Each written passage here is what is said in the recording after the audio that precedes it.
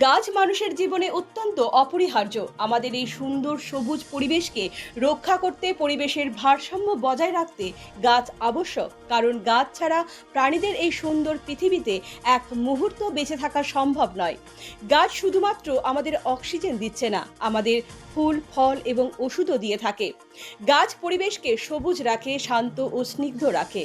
স্বভাবতই প্রাণীর অস্তিত্ব টিকিয়ে রাখতে গাছের বিকল্প নেই।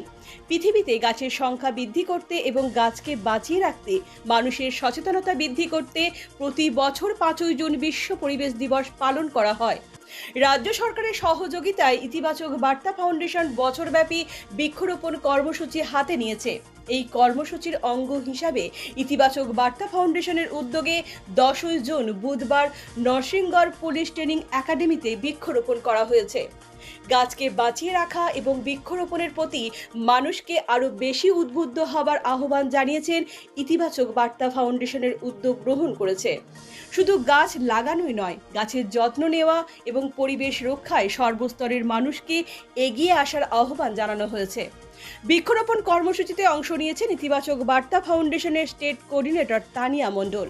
অংশ নিয়েছেন দুজন ওমেন এন্টারপ্রেনার শিল্পী সরকার এবং গুড্ডু দেবনাথ প্রমুখ।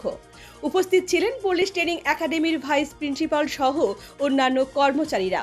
বৃক্ষরোপণ কর্মসূচি সম্পর্কে ইতিবাচক বার্তা ফাউন্ডেশনের স্টেট কোঅর্ডিনেটর তানিয়া মণ্ডল বলেন, 5ই জুন বিশ্ব পরিবেশ দিবস। এই দিনটিকে কেন্দ্র করে ইতিবাচক বার্তা ফাউন্ডেশনের উদ্যোগে ধারাবাহিকভাবে বৃক্ষরোপণ কর্মসূচি জারি রাখা হয়েছে।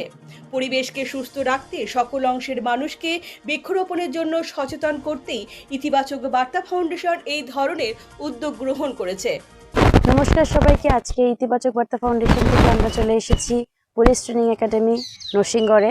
এখানে আমরা গাছ রোপণ করলাম। আমাদের সাথে উপস্থিত ছিল এখানে ভাইস প্রিন্সিপাল স্যার, আরও অন্যান্য কর্মচারীরাও। একটা খুব সুন্দর প্রোগ্রাম হয়েছে আমাদের। আমরা পরিবেশ দিবস পালন করছি।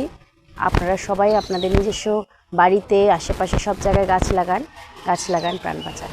বৃক্ষরোপণ কর্মসূচি সম্পর্কে ওমেন এন্টারপ্রেনার শিল্পী সরকার বলেন, পরিবেশের ভারসাম্য বজায় রাখতে হলে আমাদের সকলের উচিত বৃক্ষরোপণ করা এবং গাছের পরিচর্যা করা। সেই সঙ্গে মানুষের মধ্যে সচেতনতা বৃদ্ধি করতেই ইতিবাচক বার্তা ফাউন্ডেশন এই ধরনের কর্মসূচি হাতে নিয়েছে। নমস্কার, আমি ত্রিপুরা নলেজ সিটির আওতায় একজন মহিলা উদ্যোক্তা।